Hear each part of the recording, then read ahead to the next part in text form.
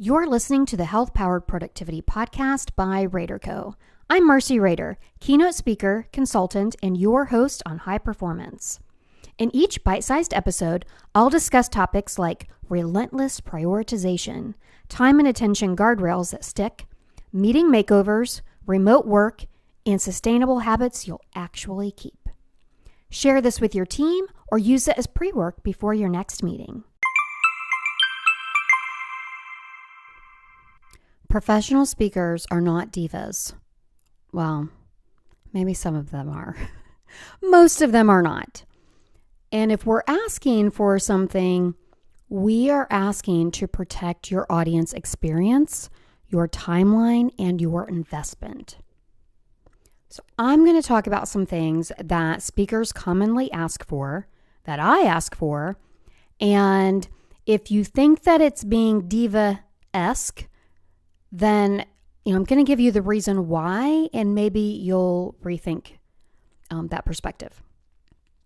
So first, what we ask for isn't extra. It's essential in some ways for your audience experience. So first, a confidence monitor. So a confidence monitor is one of those monitors that sits on the floor. It's usually pretty big, and the speaker can see their current slide and then the next slide. And the audience is just seeing the back of the confidence monitor, but most of the time they're not even seeing it because only the people in the very front could see it. But it also typically has a countdown clock on it.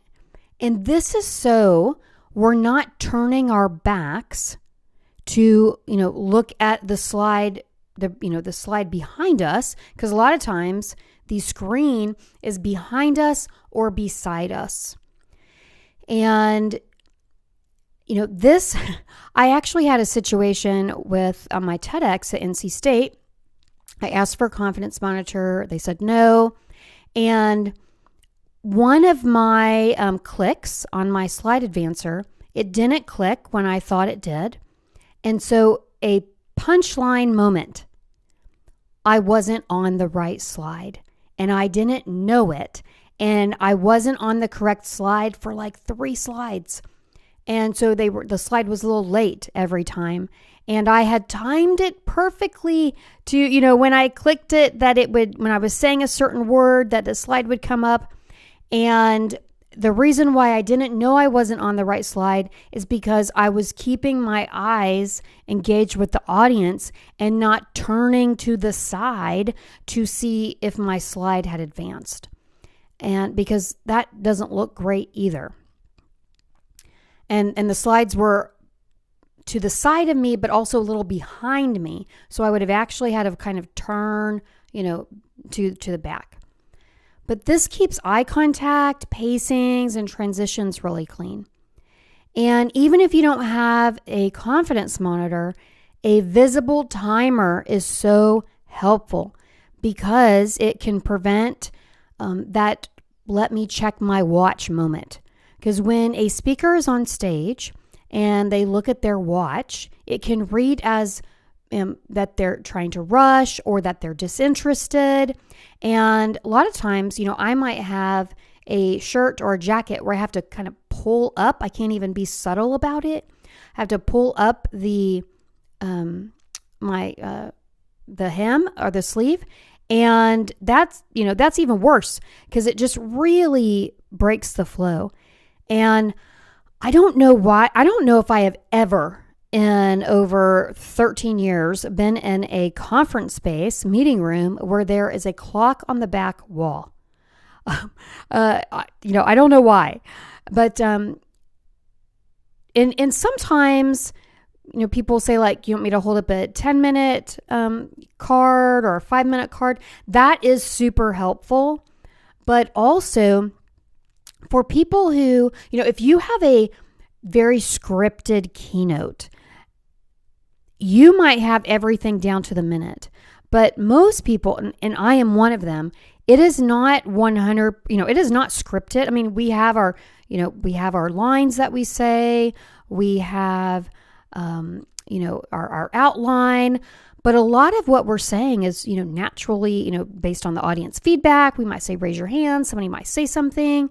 We might spend more time on one area than another because we can see that the audience is engaged with that part.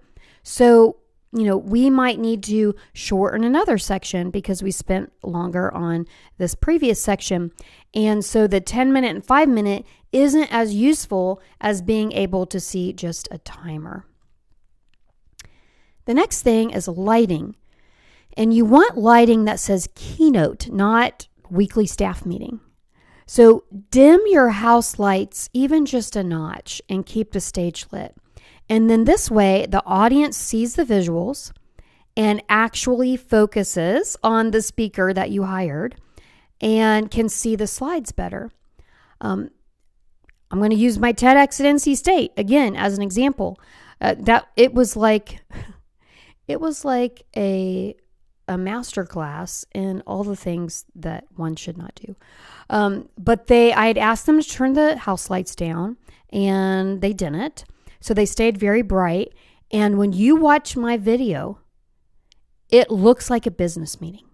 And when you were there, it felt like a business meeting. And so if you want it to feel like a keynote, then turn the house lights down even just a little bit. You also want to lose the lectern, or at least have it to the side on the stage and a little bit to, a little bit back so that the speaker can move around the stage. Lecterns, or what some people call podiums, they block the presence of the speaker. They hinder voice and movement because you're just, you're not able to move naturally. Unless someone needs notes for the welcome or something, it's not good to be standing behind them. So let the audience see the whole human that they came for. Always use a microphone. Saying something like, I project really loud, or I talk loud, that is not a strategy. I am a loud talker. I can project really well, and you will always see me with a microphone because it is exclusive if you do not use one. People in the back of the room and anyone with a hearing difference or impairment, they're not going to announce it on a hot mic in front of 300 people. Oh no, I need somebody to use a mic. Nobody's going to do that. Don't put anybody in that situation. Just get a microphone. And a lav is really, a great, the kind that sticks on your collar. A headset mic can work for some people. It does not for me. I have little tiny ears and they always fall off. I prefer a lav or a handheld. And something that female speakers need to think about a lot is to make sure that we wear something with a waistband. I don't know how many times I've worn the wrong outfit and I think, I don't have something for it to clip to. That happens all the time. So then I use a handheld. Next, a riser or a stage. This is for your sightline. I am 5'2", and in a 300-seat room without elevation, people aren't going to see me at all. But even with just a riser, I spoke for a SHRM Association, the South Carolina Society of Human Resources Management. And it was an amazing presentation. The audience was super engaged. But then later, it was a smaller riser. Later, people came up to me and they said, "Oh, it was so good. I wish I could have seen you." And they said, "We could see your slides, but we couldn't see you." And what's interesting was, I'm 5'2". The CEO of SHRM, he presented earlier. He was on a fireside chat earlier that day, and he's well over 6 feet tall, it looked like. And he even stood up. They had 2 chairs on the riser, but he stood up because he even felt like, I'm not high enough for people to see me. And so really think about, sitting in the back of the room and having somebody stand up there and say, we actually need something higher than that. And actually the person that hired me for that event, She even said, yeah, we needed to have something higher for you. You want a right-sized room and fill the front. I ask for this all the time, and hardly anybody does it, but it makes it look so much better for you because you don't want your session to look, unattended. And so if you rope off or tape off certain rows, like maybe on the sides or in the back, or you remove the tables, this is especially important for closing keynotes. I speak for a state association that, everybody that attends is in the state. So they're typically driving there. And a lot of times people leave early for, before the closing keynote because they want to miss rush hour and so on. And so what happens is some of the people are gone. So everyone's scattered throughout, and there might be just like one person sitting at a table. And this can totally kill your energy, and it wrecks any kind of exercises. So one of the events I'm thinking of right now, this happened, again, local association event, and I had something planned that I was really excited about. But because everyone was scattered, I couldn't say, turn to your neighbor or, in groups of 2 or 3 at your table, talk about this. So I had to skip this part that I was really excited about doing. And, it's actually better to be standing room only than have empty chair energy. Okay. And one of the best compliments I've received as a speaker is that I have had a couple of conferences specifically put me at the end because they feel like, or they felt like people would stay if I was speaking at the end, which was just so complimentary. And something that I'm seeing other people do as well is having raffles, and the must be present to win, and they wait until the end to give those away. And I think that's really good. The next thing is not to have a keynote or a session during a meal. The utensils and plates become percussion in the background. You have people that want to get up and get seconds, and maybe they don't feel like they can, or they do, and that's distracting. And also, a lot of times people just want to network, and it competes with the content. And so just move the keynote 30 minutes, at least give people the first 30 minutes and then maybe bring the speaker in, but your evals will certainly improve. Laptop clatter. This is where some people are going to say, oh yeah, I'm not going to tell people they can't do this, but it is a suggestion. Typing on a laptop, when people say, I take notes on my laptop, it actually invites verbatim transcription. And it is not, science shows us that it is not as good as handwriting. And when we are typing, we tend to type word for word. When we are handwriting, it actually gives us better recall, and we tend to write out the most important points. If someone is typing beside you, just typing away, it can also be a distraction. For them, it's a distraction for the speaker. And one thing I always think about is I was in a session that was standing room only, and they actually had to turn people away from standing, and because it was such a popular session. And the woman in front of me that had a prime seat at a table was scheduling her airline travel the whole time.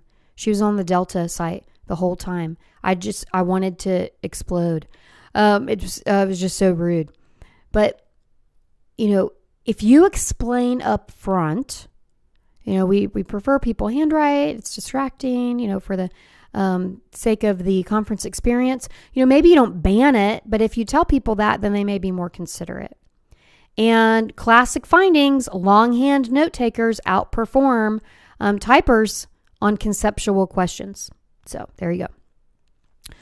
Also, can we have some sanity on the temperature? Cold rooms are so common and disproportionately uncomfortable for many attendees. Overcooling especially affects women. So you want to aim for comfort first and know that if keeping them awake by freezing them, that is actually a myth. And people can become distracted by how cold they are as well. I spoke for an association in San Juan, Puerto Rico, and it was 85 degrees outside. So people were some guys were wearing shorts. People were, dressed in lightweight clothes. And men walked in the conference room and immediately turned around and went up to their rooms and put on their winter coats. In between the sessions, I actually saw 2 more men and 3 women get up and come back with coats on. And I was at the Grandover in Greensboro, North Carolina, which is notorious for freezing people out. I've spoken there many times. And there was a woman with a full-on blanket that she had gotten from her car. And I had gloves on until I spoke. When you think like, oh, but people will warm, it'll warm up when the room fills up. Well, it might take an hour for that room to fill up. So can we maybe just have somebody turn that air down a little bit later after it started? So there's something to think about. These kind of small production choices can really yield big ROI that I'm talking about next. So 1, introductions that are practiced, not improvised. So I always send my introduction in advance. It has phonetic spelling of my name.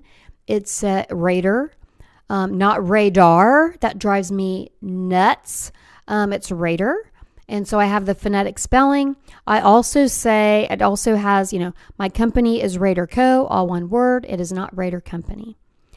And I send that ahead of time. And I cannot tell you how many times people have still mispronounced my name. And I've actually even had people say the company is pronounced RaderCo, not Rader Company. And then they realize, oh, I wasn't supposed to say that, which clearly means they didn't even look at the intro before they got it. And a lot of times it's the person introducing is maybe a board member or something like that. But introduce us to that person ahead of time so we can make sure that they don't have any questions. They know how to say our name, but also note, please don't improvise or lead parts out if we are giving an introduction, because sometimes we have intro slides that go along with the introduction. So I have slides that when you talk about me being a CSP, I have a picture of my CSP and talk about the companies I work with. I have a slide with all the logos of the companies. When you say my book, the picture of my book comes up. And if you decide to leave out part of my intro, then I have to quick flip through a slide, which the audience then wonders, what'd we miss? Or it just doesn't fall into alignment, and it doesn't start off the keynote well. So, actually read the slide, read the introduction. Accessibility equals inclusivity. So we want good audio.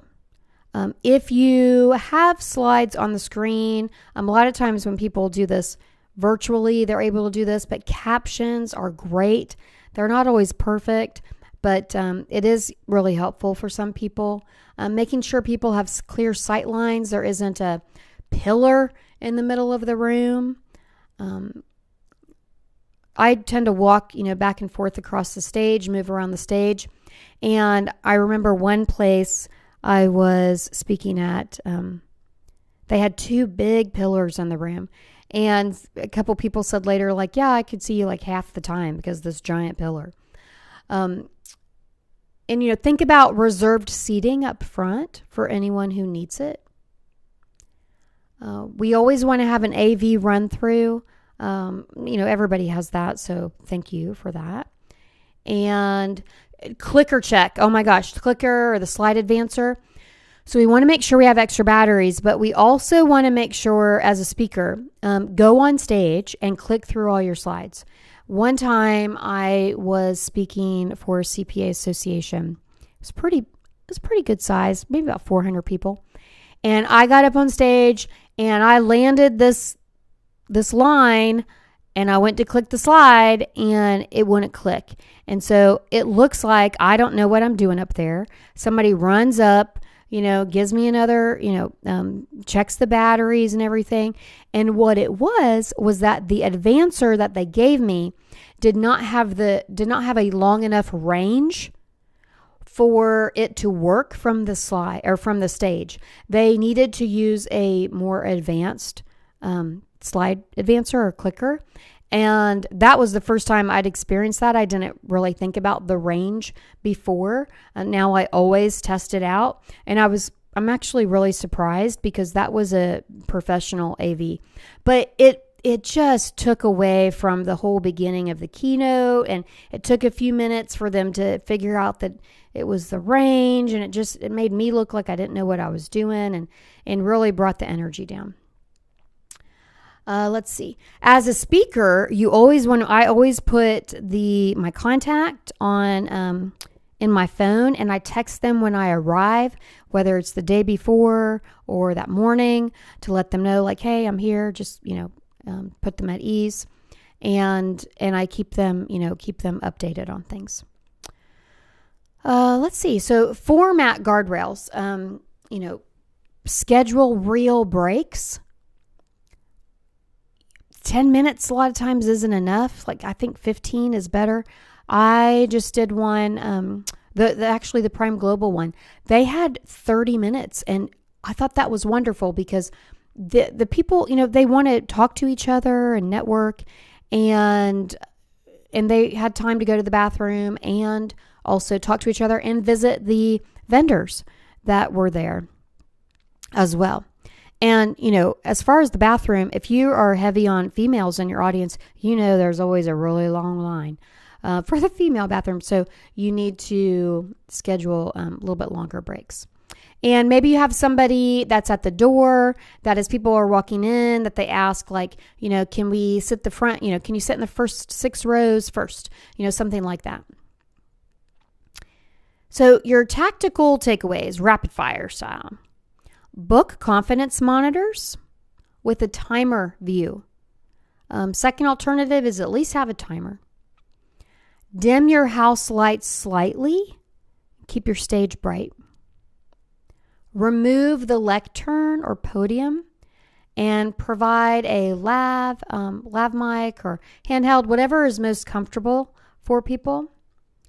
Elevate the stage for large or flat rooms. Tighten the room by filling the front first. Don't have keynotes during meals. Schedule, a little bit longer breaks maybe. Ask for a handwrite first note policy and explain why, but, I wouldn't ban laptops. Think about the room temperature as comfortable and not Arctic. Rehearse the intro with the speaker and do an AV run through, especially with the slide advancer.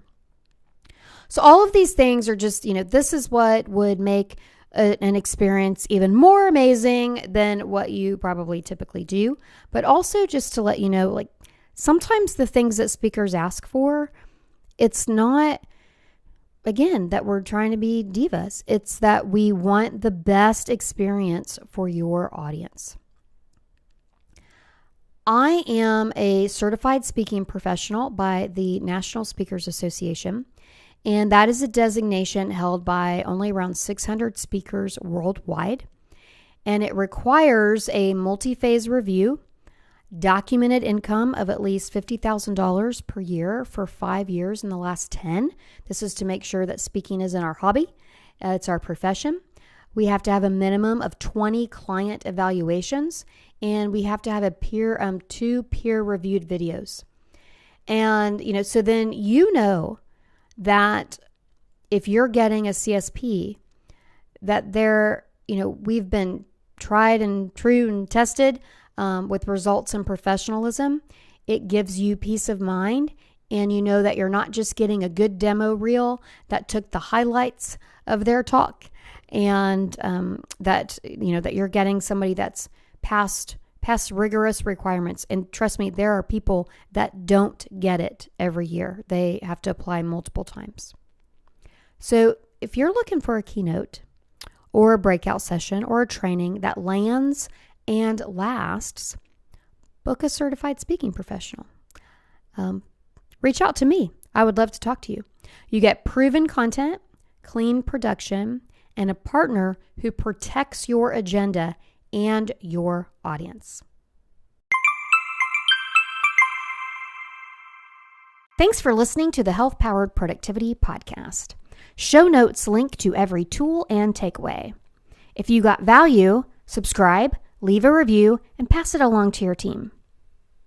For more bite-sized tools and ways to work with RaderCo, whether through consulting, coaching, or speaking, visit helloraderco.com.